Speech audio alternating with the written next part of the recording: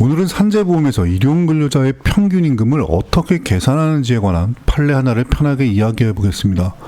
서울행정법원 판결인데요. 사건은 평균 임금 정정 불승인 처분 취소 사건입니다. 먼저 상황부터 한번 해볼게요. 어떤 근로자가 건설 현장에서 일용직으로 채용이 됐습니다. 근로조건은 아침 7시부터 저녁 6시까지 근무하고 일당 12만 원이었습니다. 그런데 채용된 첫날 작업을 하다가 추락사고가 발생했어요. 그래서 산재 승인을 받아 치료를 했고 나중에 장애 7급 판정을 받게 됩니다. 여기서 중요한 문제가 하나 생깁니다. 산재보험 급여를 계산하려면 평균 임금을 정해야 하는데요. 근로복지공단이 평균 임금을 계산하면서 일당 12만 원을 그대로 인정하지 않았습니다. 공단의 계산 방식은 이랬습니다. 근로시간이 11시간인데 실제 근로시간은 9시간이라고 보고 또 근로기준법상 하루 기준 근로시간은 8시간이니까 그 기준에 맞춰서 임금을 다시 계산했습니다. 그래서 계산해보니 일당을 약 10만 6,666원 정도로 본 거예요. 그리고 거기에 통상 근로개수 0.73을 곱해서 평균 임금을 약 7만 7,866원으로 결정했습니다. 그런데 근로자는 이렇게 주장합니다. 나는 회사와 일당 12만 원으로 약정했는데요. 그러면 평균 임금도 12만 원 곱하기 0.73은 8만 7,600원으로 계산해야 하는 거 아닙니까?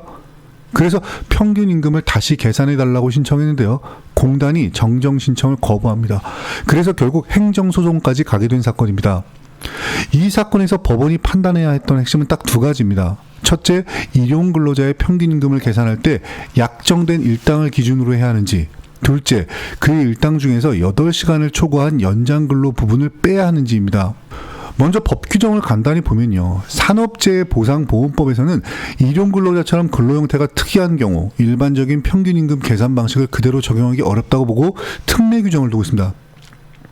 특히 시행령을 보면 이런 규정이 있습니다. 재해 이전 1개월 동안 받은 임금은 없지만 일당이 미리 정해져 있는 경우에는 그 일당의 통상 근로개수 0.73을 곱해서 평균 임금을 계산한다 이렇게 되어 있습니다. 이 사건 근로자는 채용 첫날 바로 사고가 났기 때문에 이전 1개월 동안 받은 임금이 없습니다. 대신 일당은 12만 원으로 미리 정해져 있었죠. 그러니까 법 규정 그대로 보면 12만 원 곱하기 0.73으로 계산하는 것이 맞습니다. 그런데 공단은 여기에 추가로 제한을 하나 더 걸었습니다. 일당에 포함된 연장 근로시간 부분은 빼야 한다는 논리였습니다. 즉 8시간 기준으로만 일당을 인정하겠다는 거죠.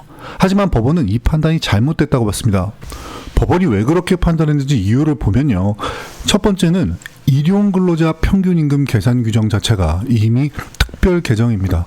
근로 형태의 특수성을 고려해서 통상 근로개수 0.73을 곱하게 되어 있는데 거기에 또 다른 방식으로 임금을 줄여버리면 제도의 취지에 맞지 않는다는 겁니다. 두 번째는 판례에 따르면 일당이라는 것입니다.